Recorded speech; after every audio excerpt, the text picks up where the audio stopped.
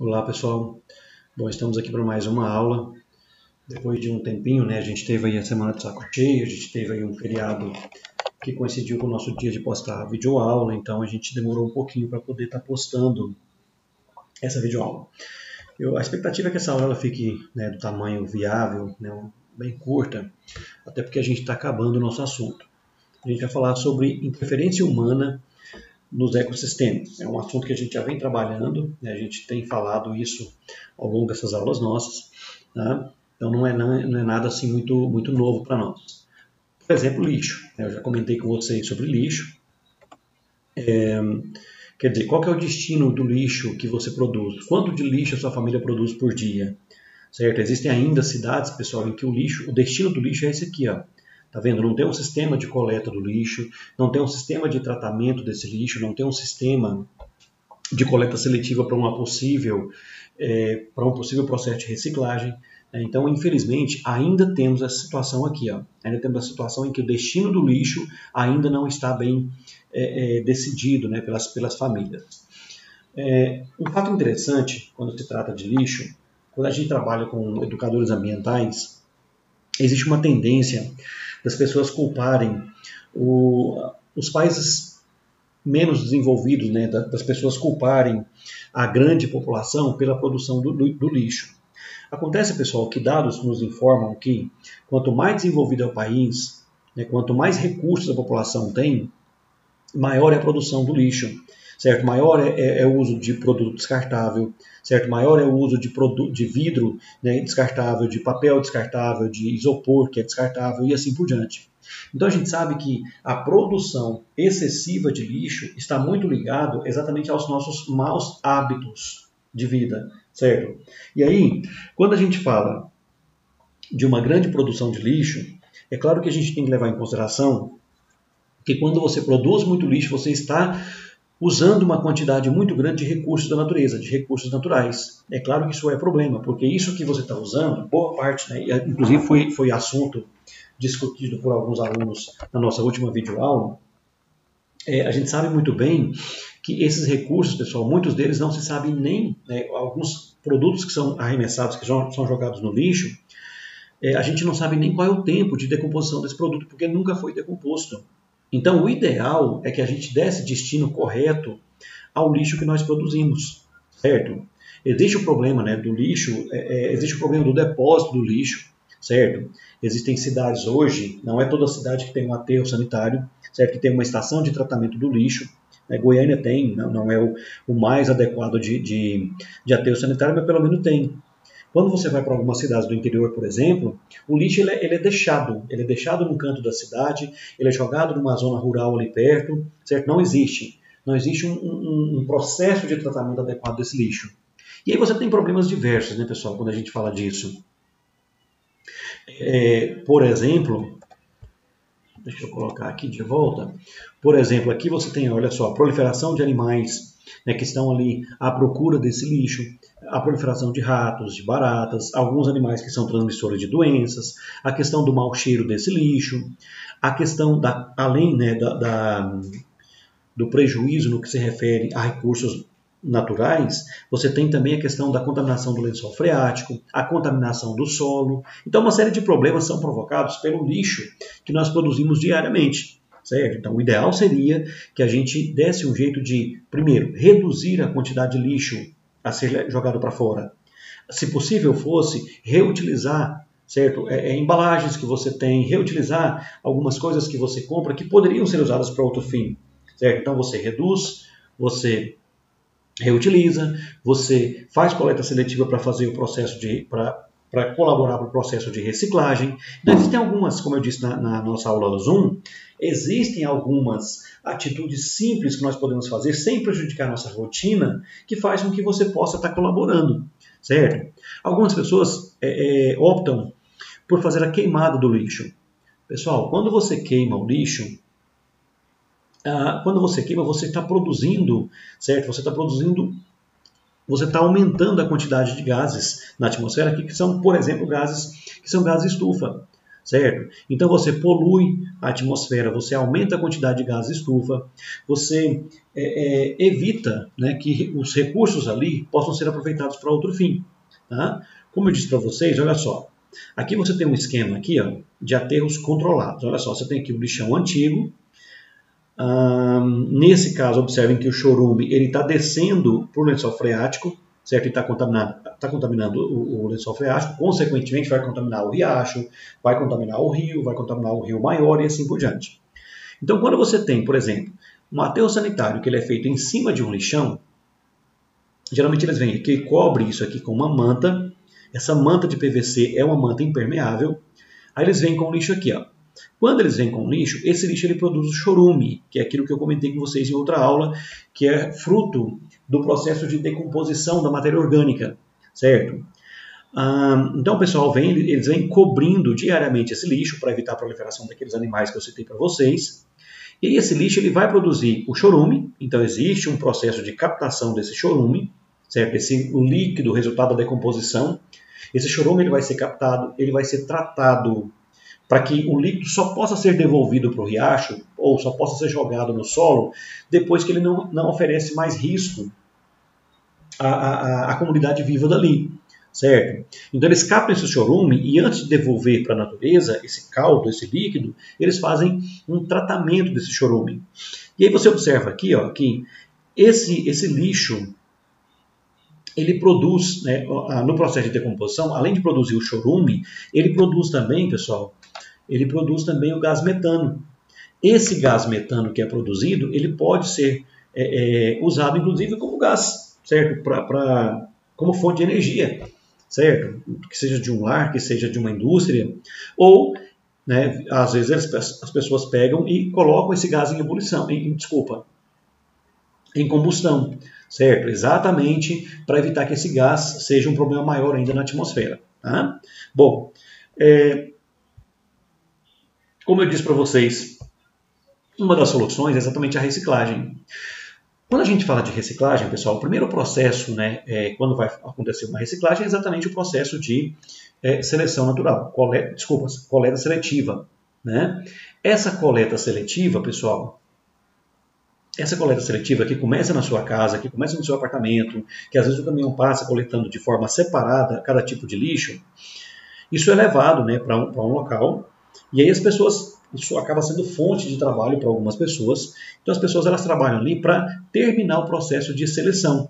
Então eles vão separar o plástico, separar o vidro, separar o metal, certo? E separar o orgânico. Lembra que eu comentei em sala, eu acredito que eu comentei com todos vocês, que em 1999, quando eu fiz um estudo acerca do lixo que era produzido aqui em Goiânia, naquela época, pessoal, já se falava que em torno de 60% do lixo produzido em Goiânia poderia ser reciclado. Ou seja, nós que tínhamos aí uma média de 1.100 toneladas por dia, dessas 1.100 toneladas, 660 toneladas poderiam ser recicladas. E aquelas toneladas que não seriam recicladas, seriam exatamente de matéria orgânica. Todos nós sabemos que material orgânico ele se decompõe com muita facilidade. Então, se a gente incentivasse o processo de coleta seletiva, o processo de reciclagem, nós teríamos uma melhora nessa questão ambiental do lixo muito grande. Só que, infelizmente, uma coisa que a gente sabe é que trabalhar com lixo, trabalhar com coleta seletiva, trabalhar com reciclagem, é um processo que, principalmente no início, ele gera muito custo. Então, eu lembro quando a gente fazia educação ambiental na faculdade, eles falavam muito disso, da importância dos governantes entrarem inicialmente nesse processo, certo? Então, quando o governo resolve abraçar essa causa, né, quando os nossos governantes resolvem incentivar, né, investir no processo de coleta seletiva, no processo de reciclagem, naquele momento é somente os órgãos públicos que são capazes de fazer isso, porque naquele momento ainda não é uma coisa que dá lucro. A partir de um certo estágio desse processo, né, tanto da coleta seletiva quanto do processo de reciclagem, aí isso torna-se viável. É quando a iniciativa privada geralmente entra no processo, certo? Então, assim, ou seja, o Estado ele teria que iniciar o processo para dar condições para que isso acontecesse. Ok? Então, isso é bastante importante. Aí aqui eu falei para vocês, aqui você separa, né? Você separa o metal, você separa o papel, você separa o vidro. E aí uma vez que você separou, a parte orgânica do lixo, ela pode muito bem ser usada, pessoal, para a fabricação de humus, certo? De adubo orgânico. Então quando eles pegam a parte orgânica do lixo e coloca em processo de apodrecimento, ou seja, coloca em processo de fermentação, você produz, então, a matéria orgânica que serve como adubo. Então, ou seja, você consegue aproveitar praticamente todo o lixo, tanto no processo de reciclagem, quanto no processo de fabricação de humus. E até mesmo no processo de fabricação de gás. Certo? Aqui, ó, né, esse produto orgânico, como eu acabei de falar para vocês agora há pouco, ele pode muito bem ser usado para a fabricação do gás metano, e esse gás metano ele pode muito bem ser utilizado, certo? Como uma fonte de energia. Tá? Bom, e uma última coisa sobre lixo é exatamente o fato de que é muito interessante que você trabalhe isso com as crianças. Certo? Quando uma criança ela vai para uma escola que tem essa preocupação ambiental, quando ela é educada pelos pais, né, quando se mostra para uma criança essa preocupação com a questão de não desperdício de recursos naturais, certo? De diminuição na produção de lixo, etc, etc. Quando crianças elas captam isso melhor e elas se tornam adolescentes e adultos mais conscientes nesse aspecto. Então a gente fala assim que a educação ela é primordial para que se tenha uma redução dos problemas causados pelo lixo, ok? Bom, um outro problema, pessoal, que existe que está relacionada à ação humana é exatamente a questão do desmatamento. Certo? Quando você desmata uma área, você tem que pensar primeiro na biodiversidade que você dizimou aqui. Certo? A gente assiste algumas reportagens, né, que mostram que às vezes, olha só pessoal, observem aqui nessa imagem que dá para retratar o que eu vou falar agora. Olha só o tanto de madeira que foi retirado dessa área. E observem o tantinho de madeira que foi retirado e observem toda a área que foi devastada. Observem toda a madeira que foi derrubada aqui, ó, que não vai ser aproveitada.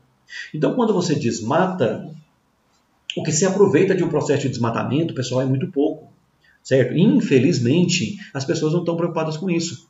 Né? Então, o problema do desmatamento é sério. Tá? E aí, quando você tem, geralmente, né, quando você desmata e o seu objetivo é utilizar aquele solo para algum outro fim, por exemplo, a agricultura, por exemplo, a pecuária, geralmente, além de desmatar, as pessoas colocam fogo, né, nessa floresta que foi desmatada. E aí você tem uma série de outros problemas. Por exemplo, o processo de empobrecimento do solo. Entenda, terceiro ano, entenda que quando você pega e coloca fogo nessa área aqui, ó, existem no solo uma série de micro-organismos que estão ali exatamente para favorecer o enriquecimento do solo. Esses micro-organismos, fungos, bactérias, estão ali para quê? Para decompor o material orgânico que está ali, para torná-lo viável a sua captura por outras plantas. Quando você coloca fogo, olha o tanto de problema que você cria. Primeiro você faz com que toda a matéria orgânica que estava aqui, vamos lembrar, a matéria orgânica feita à base de carbono, toda a matéria orgânica que estava aqui, quando você queima, essa matéria orgânica ela vai evaporar. A celulose que está aqui, os carboidratos que estão aqui, eles vão evaporar na forma de gás carbônico. Então você empobrece o solo exatamente porque você deixa de ter, quando você queima, você deixa de ter matéria orgânica aqui. O calor do fogo acaba matando esses micro-organismos que estão aqui no solo e caso reste alguma quantidade de matéria orgânica aqui, os micro-organismos que trabalhariam essa matéria orgânica não vão existir mais. Ou seja, você provoca um empobrecimento total do solo, certo? Você empobrece o solo, você, claro, provoca a extinção das espécies que viviam aqui, certo? Tanto de insetos quanto de pequenos mamíferos, de pequenas aves e assim por diante, certo? Você provoca a extinção e, claro, você provoca a poluição atmosférica. Quando você queima, você está aumentando os poluentes na atmosfera. Tá? Além de, quando você faz isso, você tira a proteção natural do solo. Quando você tira a proteção natural do solo, você provoca a tal da lixiviação. certo? A água da chuva agora começa a jogar fora, começa a levar para o rio todos os nutrientes que tem no solo. Então, o solo acaba sofrendo por um processo sério de erosões, certo? Então, ou seja, mesmo aquele cara que desmata pensando no cultivo, né, de capim para criação de gado, ou no cultivo de uma grande cultura, de soja, de milho, sei lá o quê, quando ele faz isso, dependendo do local que ele faz isso, ele não vai ter benefício nenhum praticamente, certo? Porque o que ele está, na verdade, é criando um problema ambiental. Tá? Um outro problema que a gente vai fechar aqui, que é outro problema sério causado por nós, é quando a gente introduz espécies, pessoal, exóticas. Às vezes a pessoa faz uma viagem ao exterior e lá ela encontra com algum animal ou encontra alguma planta que não é planta típica aqui do Brasil. Se eu resolvo trazer isso para cá, existe toda uma série de órgãos fiscalizadores para impedir que esse tipo de coisa aconteça. Mas, infelizmente, nós sabemos que algumas pessoas conseguem fazer isso. Gente, quando isso acontece, quando você traz uma espécie de um animal de fora do país para cá, ou uma planta para cá, existem dois riscos. Existe o risco dessa planta ou desse animal não se adaptar ao ambiente aqui, não se adapta ao clima, não se adapta à umidade, não se adapta à temperatura, não se adapta às condições do planeta e morre. Digamos que isso seria um ponto positivo, pessoal. Porque caso essa planta ou esse animal se adapte tão bem aqui, que se reproduza e comece a aumentar a sua população, geralmente você traz o animal, mas você não traz o predador natural dele. Você não traz o parasita natural dele. Consequentemente, uma espécie que você traz de fora do país para cá, corre-se um risco seríssimo daquela espécie virar praga. Certo? O que eu estou falando para vocês então, pessoal, é que existem sim órgãos fiscalizadores para evitar que isso aconteça, mas infelizmente às vezes vaza. Aí eu vou citar alguns exemplos aqui para vocês entenderem o que eu estou falando. Olha só, primeiro, o apé. O apé, na verdade, é uma plantinha, pessoal. É uma planta originária da América do Sul, certo? E é uma planta que é uma planta ornamental. Essa plantinha aqui, ó, olha a imagem dela, tá vendo? Observem que essa planta aqui, eu não sei se vocês estudaram isso ano passado no segundo ano, essa planta aqui ela tem no seu caule uma estrutura aqui, ó, que parece uma esponja. Essa esponja ela é cheia de ar, o que faz com que essa planta flutue. Tá, o que acontece? Observem a flor dessa planta, observem que é uma flor bonita. Então, quando um grupo de pessoas veio aqui no Brasil, veio aqui na América do Sul, aliás, percebeu essa planta, resolveu pegar uma plantinha dessa e levar para o seu país. Quando isso foi feito, pessoal, isso causou problema sério nos outros países. Por quê? Porque quando chegou nos outros países, a pessoa está lá, está com uma plantinha ornamental, aí de repente resolve tirar uma mudinha para um vizinho, de repente tira para outro, de repente alguém resolve soltar isso. Alguém resolve colocar numa lagoa, colocar num rio. Quando, pessoal, isso foi feito em outros países, como Estados Unidos, Indonésia, Filipinas, Índia, quando isso foi levado para esses países, eu coloquei só alguns aqui, foi levado para vários outros, o que aconteceu? Simplesmente houve uma proliferação em massa dessa planta, o que dificultou inclusive os mecanismos de navegação. Os navios não conseguiam, porque o motor, a hélice ali, acabava se embaraçando com essa massa verde aí, ó, e simplesmente países tiveram prejuízos gigantes, certo? Por causa desse aguapé. Por quê? Porque era uma espécie exótica. A gente não pode fazer isso, tá? Terceiro ano, a gente não pode, tá? Bom,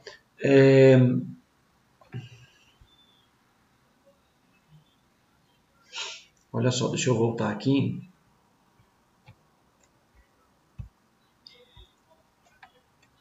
Isso aí. Então, olha só, o que acontece?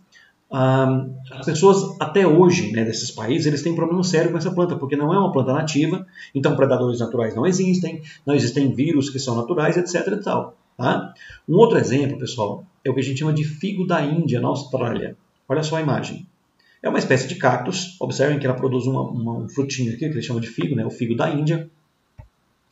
Essa planta, pessoal, ela também é originária da América do Sul, também foi levada da América do Sul para outros locais do planeta, e quando isso aconteceu, simplesmente virou praga nesses outros países. Certo? Olha só, por exemplo, a Austrália.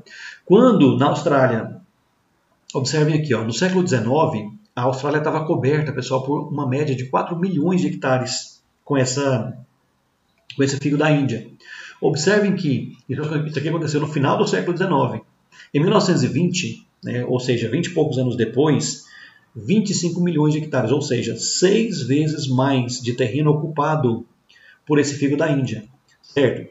Aí o que eles fizeram? Nesse caso em específico, eles conseguiram encontrar um predador natural. Eles encontraram uma mariposa e essa mariposa dizimou toda a planta na Austrália. Eles acharam esse inseto aqui, ó, essa mariposa, e observem, a imagem aqui não está muito legal, mas eu consigo explicar para vocês. Observem que a larva dessa mariposa, ela se alimenta exatamente desse figo da Índia. Consequentemente, conseguiram resolver o problema. Tá? Agora, talvez um dos exemplos mais interessantes, né, talvez um dos exemplos mais interessantes que existam sobre essa história de espécie exótica, seja a questão dos coelhos que foram levados para a Austrália. Eles falam que esses coelhos que foram levados para a Austrália foram levados da região do Mar Mediterrâneo, Grécia, aquela região ali. Quando esses coelhos foram levados para lá, pessoal, olha só, eles levaram 24 casais de coelho para a Austrália. 24, uma quantidade mínima. Só que quando eles levaram para lá, pessoal, quando eles levaram esses coelhos para lá, eles tinham um probleminha. Esses coelhos, ao serem levados para lá, como eu falei agora há pouco para vocês, não existia predador natural para o coelho e também não existiam parasitas naturais para ele. Simplesmente eles devastaram toda a comida das ovelhas, que eram animais típicos de lá. Então, o que acontece? Os coelhos, esses 24 casais de coelhos, quando eles foram levados para lá, houve um descontrole dessa população e aí passou-se a ter milhões de coelhos lá. E esses coelhos acabaram com todo o capim que era usado, né, pelas ovelhas. O que aconteceu, pessoal? Tiveram prejuízos econômicos gigantescos, certo? Até que, veja bem, eles chegaram a autorizar a caça ao coelho, chegaram a abater, olha aqui, mais de 20 milhões de coelhos foram abatidos e não resolveu o problema. Não resolveu, certo? Até que eles conseguiram introduzir um vírus.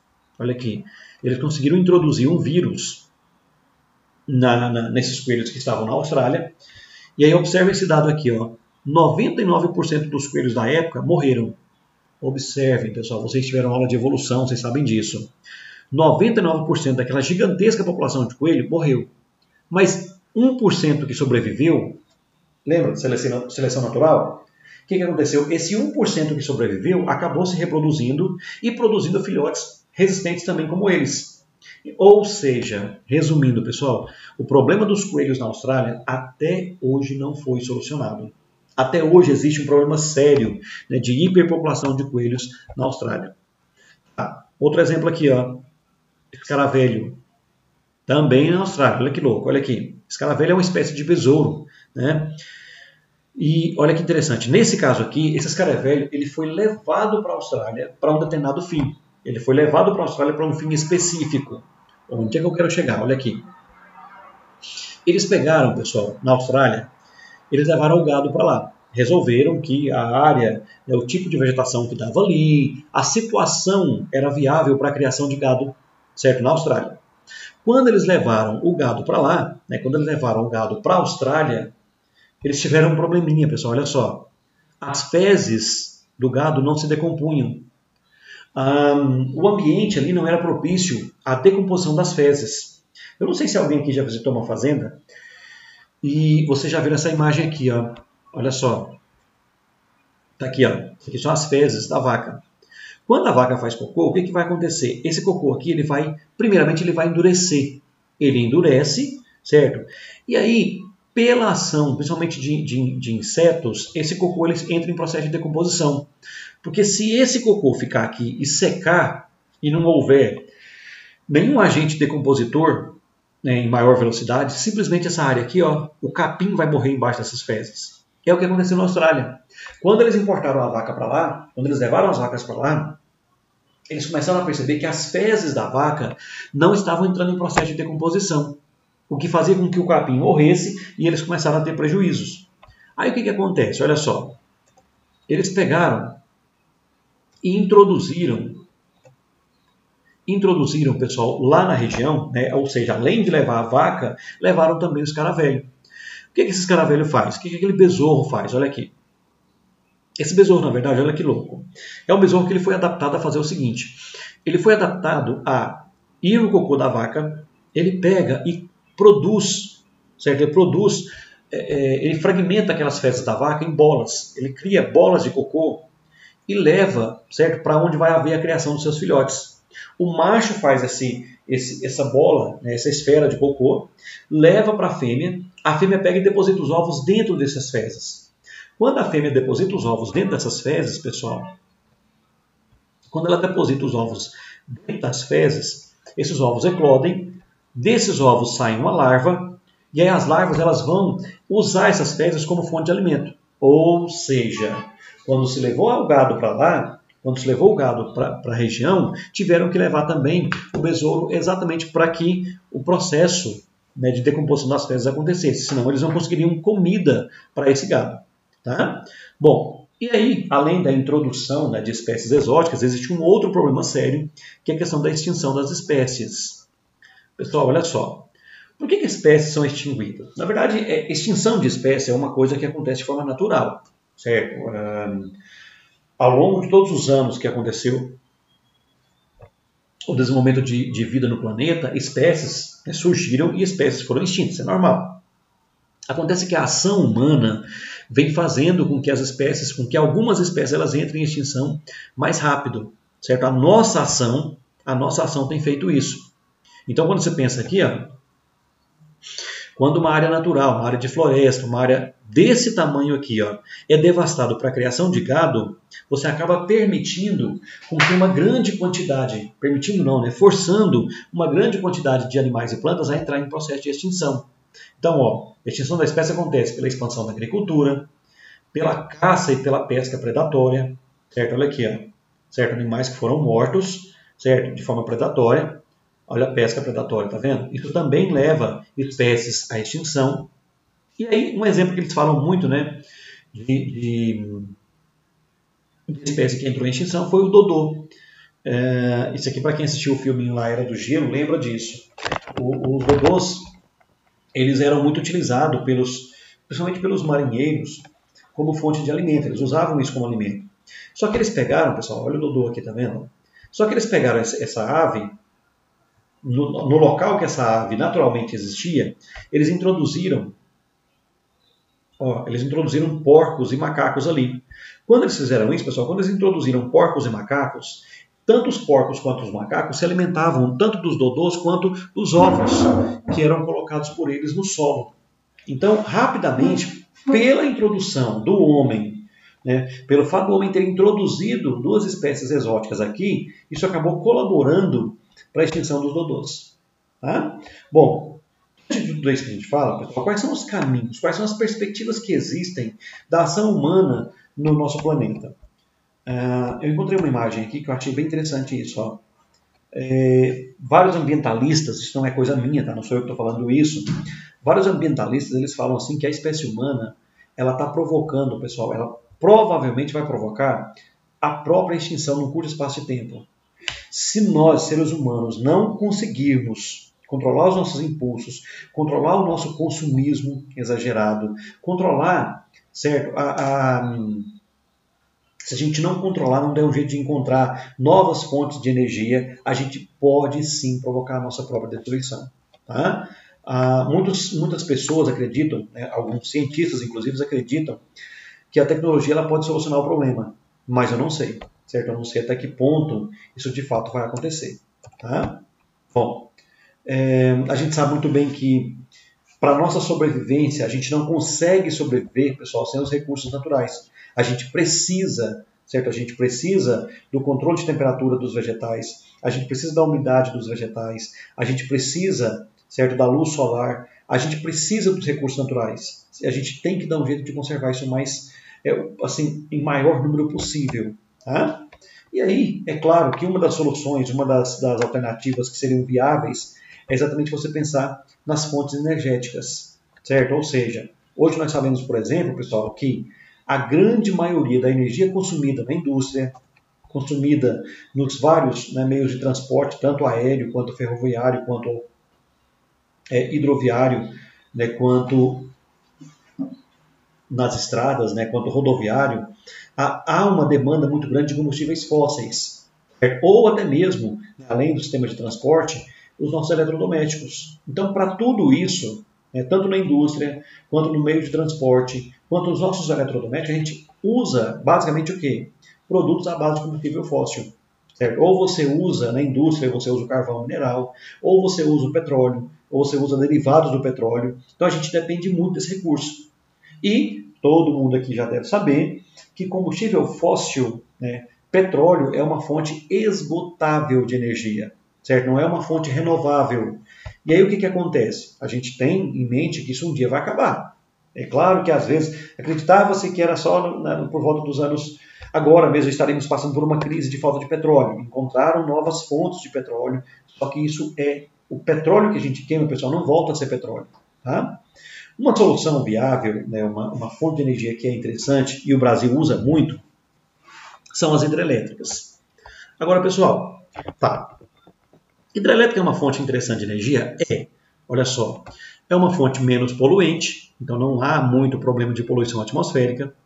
Porém, pessoal, para se produzir uma hidrelétrica, você precisa destruir muita coisa. Quando você pensa em uma hidrelétrica, acho que todo mundo aqui sabe o esquema que é uma hidrelétrica. Né? Você pega um rio de água corrente, claro, todo rio é água corrente, vai no local bem acidentado e você constrói uma barragem. Quando você constrói uma barragem, pessoal, daquela barragem para trás, fica tudo represado. Então a água do rio vai represar. Quando essa água do rio ela represa, acaba que eles usam a força desse peso da água, né, tem um escape de água lá embaixo, e a força dessa água vai girar uma turbina que vai produzir energia elétrica, certo? Isso é lindo. Acontece que para você construir uma hidrelétrica, para você girar uma grande quantidade de turbina, você precisa de um gigantesco lago. Então existem lagos que alcançam aí 160 quilômetros de extensão. E aí, pessoal, imagina a quantidade de espécies, tanto animais quanto vegetais, que foram destruídos para que essa fonte de energia fosse produzida. Então, quer dizer, é uma fonte menos poluente?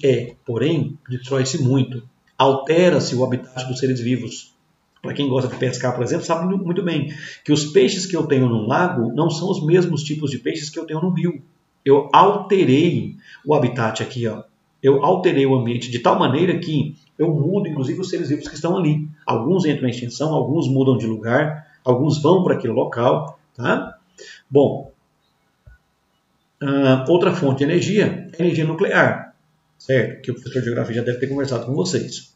O problema da energia nuclear é exatamente a questão do perigo da radioatividade. Né? Então, assim, existem, infelizmente, algumas usinas já sofreram acidentes radioativos, certo? Esses acidentes nucleares fizeram com que vários países eles proíbem o uso de estações nucleares de produção de energia, certo? Exatamente por ser muito perigoso para a própria humanidade. Tá? Combustíveis renováveis, o Brasil a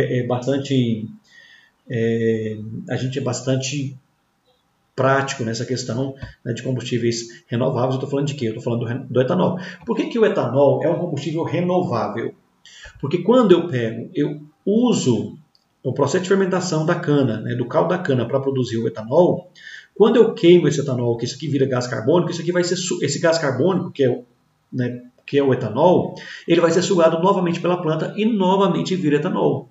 Então é um combustível renovável. Tá? Tanto o etanol quanto o biodiesel, que é feito de azeite de dendê, que é feito de azeite de mamona. Né? Então, assim, biodiesel ainda não está em plena utilização. Quem trabalha com transportadora sabe disso. Já foram feitos testes. Esse diesel não é um diesel ainda de boa qualidade, acaba atrapalhando a mecânica do caminhão e tal. Mas com certeza isso aqui, pessoal, vai aprimorar. Certo? Então seria uma fonte interessante você usar um combustível que seja renovável. Tá? Uma outra opção seria exatamente a utilização de energia solar. Hoje cada vez mais está na moda, né, você usar essas placas solares.